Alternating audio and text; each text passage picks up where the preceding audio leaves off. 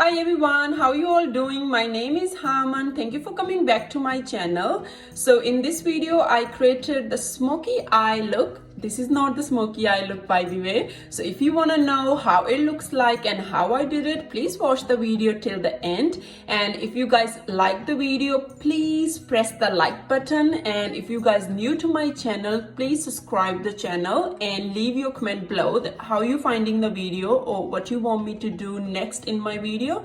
So without wasting any time, let's get started.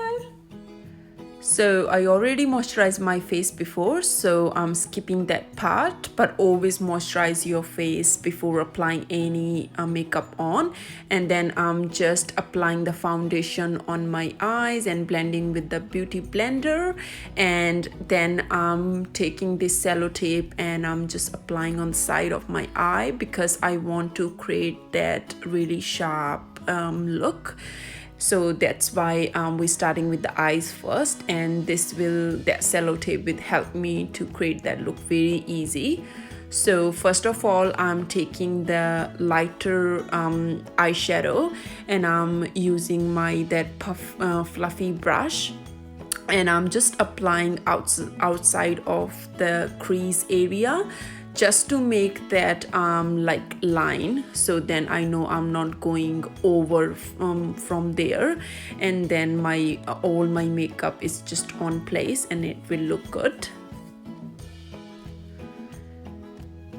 So now I'm going to use this dark brown eyeshadow, and I'm just using the same brush and I'm just applying at the corner of the eye, and then I'm just blending in. So just make sure that when you blending, just use the circular motion. I find this is very easy and it just blends very well. You have to give some time here. And then I'm just taking the black eyeshadow and I'm using another brush this time, and I'm just applying this black eyeshadow corner of my eye. Just make sure with the black one, just use a little and you can always add more. So now I'm applying this shimmery eyeshadow with the help of my finger. I always find it's very easy like that. And then I'm applying a Revlon eyeliner, and I'm only applying a very thin one because I don't wanna do very dramatic eye look. And then I'm just taking off the sellotape, and this is the final look, guys, for the eyes. So now we're moving to the face, and I'm using my all-time favorite Estee Lauder Double Wear Foundation. It's just cover my all pigmentation.